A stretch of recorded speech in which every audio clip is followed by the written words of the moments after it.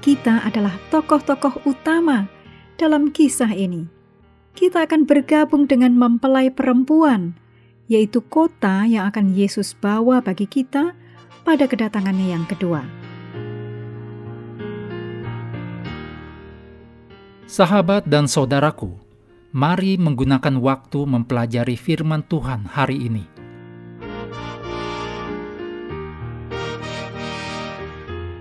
Selasa 23 Juni, judulnya Mempelai Perempuan.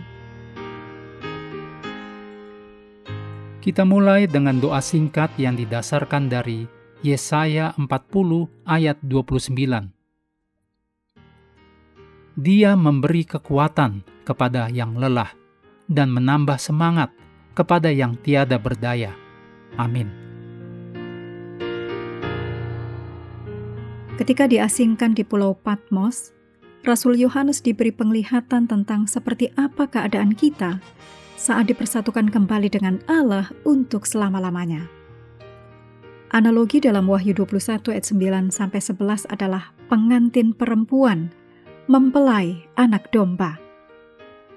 Mempelai perempuan itu cantik, dan pada hari pernikahannya, semua orang ingin melihatnya.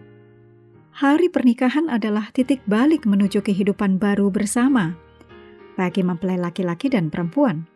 Dan ini juga akan berlaku bagi hubungan kita dengan Allah saat kedatangannya kembali.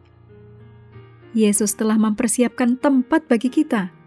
Yohanes 14 ayat 1-3. Sebuah tempat yang begitu indah hingga sulit untuk digambarkan. Bahkan bahasa manusia tak dapat menjelaskan pahala yang akan diberikan Tuhan kepada umatnya. Hanya orang-orang yang melihat surga yang akan mengerti. Pikiran manusia sekarang tak ada yang dapat mengetahui keindahan dan keagungan surga. Demikian disadur dari The Great Controversy, halaman 675. Meskipun kita tidak benar-benar dapat memahami seperti apa langit dan bumi yang baru kelak, Allah menunjukkan penglihatan tempat ini kepada Yohanes, agar kita menantikan pernikahan yang akan segera terjadi.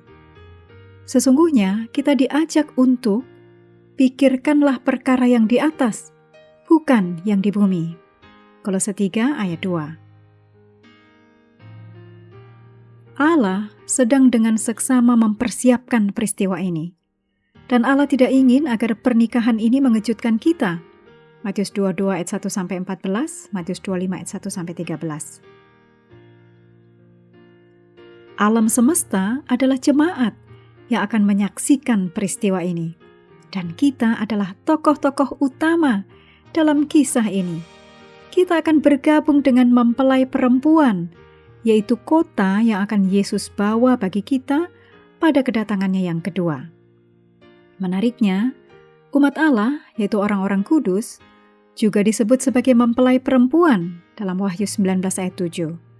Mungkin karena mereka, yaitu umat tebusan, ada dalam kota yang kudus, Yerusalem yang baru, turun dari surga, dari Allah, yang berhias bagaikan pengantin perempuan yang berdandan untuk suaminya. Wahyu 21 ayat 2.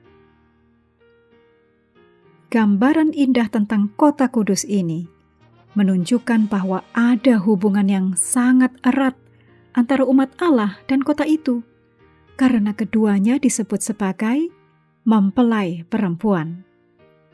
Alkitab memberikan gambaran rinci tentang kota suci, Yerusalem yang baru, yaitu ibu kota, dan sebagai cerminan kerajaan itu, disebut mempelai perempuan, istri anak domba itu. Disadur dari Ellen G. White, Kemenangan Akhir, halaman 447.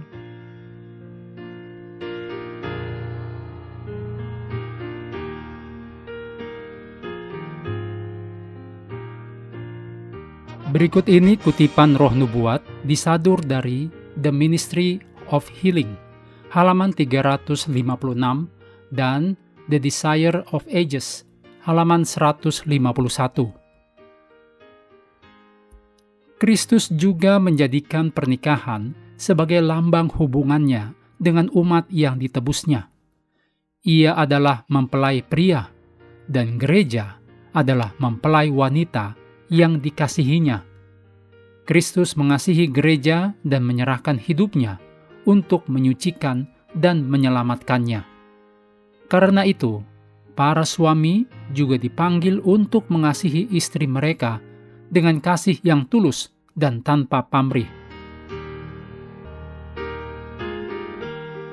Di dalam Alkitab, hubungan pernikahan sering digunakan untuk menggambarkan kasih yang erat antara Kristus dan umatnya. Sukacita pesta pernikahan mengingatkan kita pada hari yang mulia ketika Yesus datang untuk membawa umatnya pulang ke rumah Bapa. Pada saat itu, orang-orang yang ditebus akan bersukacita bersama Juru Selamat dalam perjamuan kawin anak domba. Tuhan bersukacita atas umatnya dengan kasih yang besar, seperti mempelai laki-laki bersukacita atas mempelai perempuannya.